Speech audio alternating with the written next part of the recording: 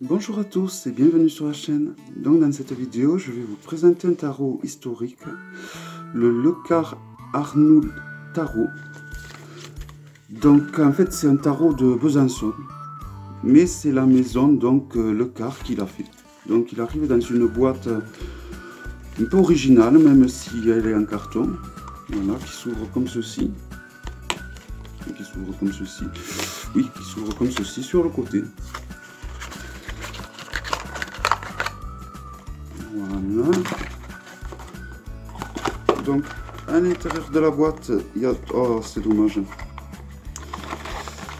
Alors, j'ai peur de l'abîmer. Il y a le roi de denier.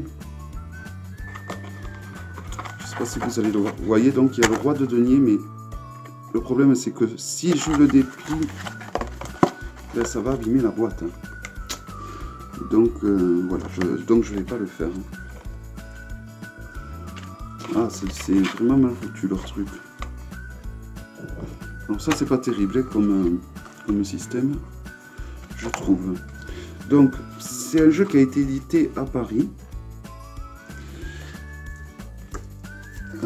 Voilà, si on le compare donc à un Grimaud. Donc dans le magasin où j'ai acheté, il propose également la version du Grimaud de ce jeu. Car Grimaud a racheté les droits, ou du moins a racheté, oui, les droits, je pense, de créer ces cartes à la maison Lecard. Mais étrangement, alors ça c'est personnel, me concernant, je trouve qu'elles étaient plus jolies, les arcanes de Lecard, que de Grimaud. Alors que Grimaud les a achetées bien longtemps après.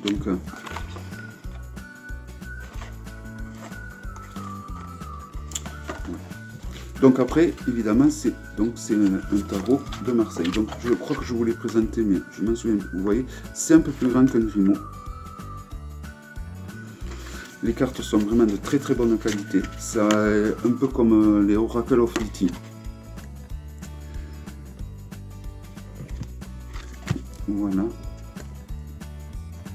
Donc c'est un Besançon. Vous voyez, la papesse a été remplacée par Junon.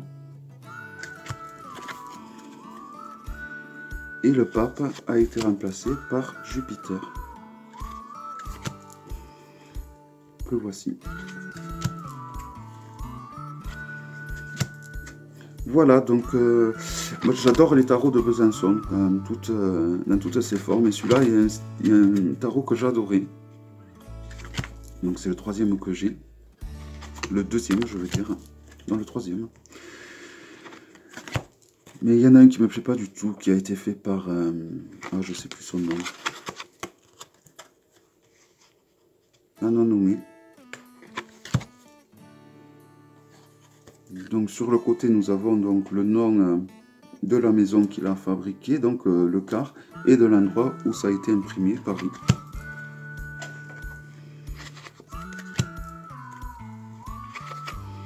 N'hésitez pas à faire pause parce que je réalise que je vais à une vitesse à grand V, il me semble. Mais la particularité des arcanes de ce tarot se trouve, je trouve, dans les mineurs et au niveau des épées.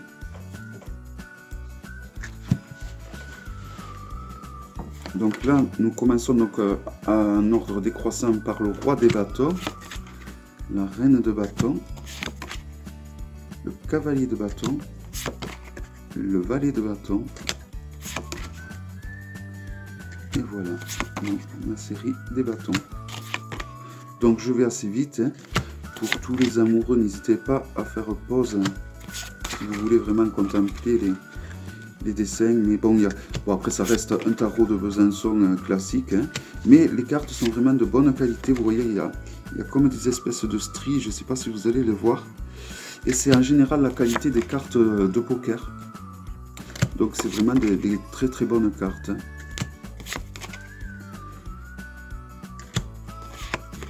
Donc voici donc la série des épées. Et donc je vais vous faire remarquer la particularité qu'a donc la série des épées.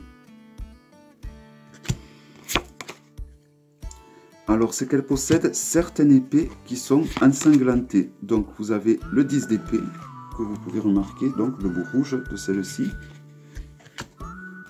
Le 9 d'épée qui est très ensanglanté pour le coup, vous voyez le bout. Je l'ai mis de côté d'ailleurs. Le 8. Le 7 d'épée, pareil, qui est ensanglanté. Le 6. Le 5. Le 4. Le 3. Le 2 et l'As. Donc, le tarot de Marseille. Il existe une multitude de livres sur le tarot de Marseille. Et vraiment, il en existe une multitude. Et au final, chacun y va un peu de son ménage, j'ai envie de dire, au niveau des définitions. Mais en général, quand même, il faut que ça garde une même base au niveau des définitions. Et je pense que ces épées ensanglantées, donc le 10 des épées, le 9 des épées et le 7 des épées, ils ont voulu, je pense,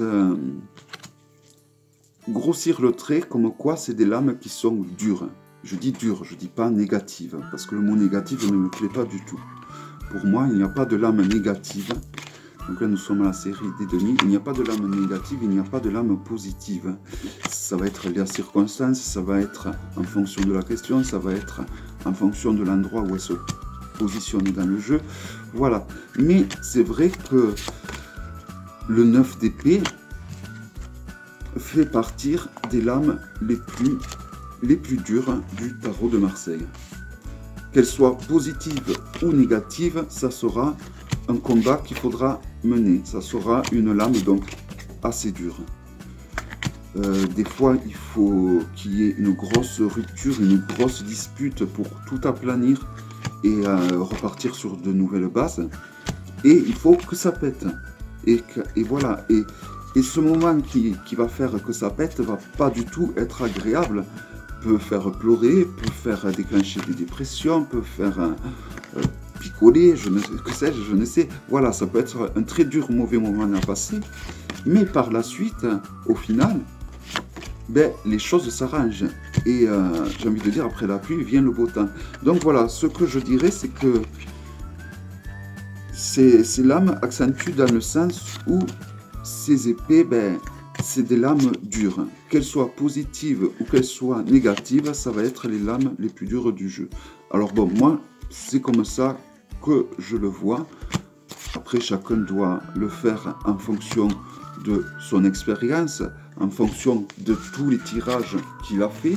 Parce que lorsqu'on fait un tirage, c'est toujours intéressant de le noter, d'y revenir dessus pour voir, pour comparer. Il y a comme ça qu'on peut progresser. En faisant plein de tirages aux uns et aux autres, c'est la pratique, tout simplement. C'est pas en lisant dans des bouquins, dans un bouquin, dans l'autre bouquin, parce qu'au final, les bouquins ils vont se contredire. Le mieux, c'est de se faire notre propre livre, en piochant dans tous les bouquins ce qui nous intéresse, ce qui nous paraît pour nous le plus juste par rapport au tirage lorsque l'on en fait. Et voilà. Voilà, donc c'était la présentation et mon petit blabla sur le tarot de Marseille, donc du magnifique jeu Le Quart à nous tarot. Je vous mettrai le lien de ce magasin sous la vidéo, car il propose pas mal de jeux, pas mal de petits Lenormand, pas mal de Eteia également, et vraiment de très bonne qualité, et j'ai reçu le jeu assez rapidement, ça a mis un mois, donc ça vient des États-Unis. Voilà, j'espère que cette vidéo vous aura plu, je vous dis à bientôt pour une prochaine vidéo. Bye bye.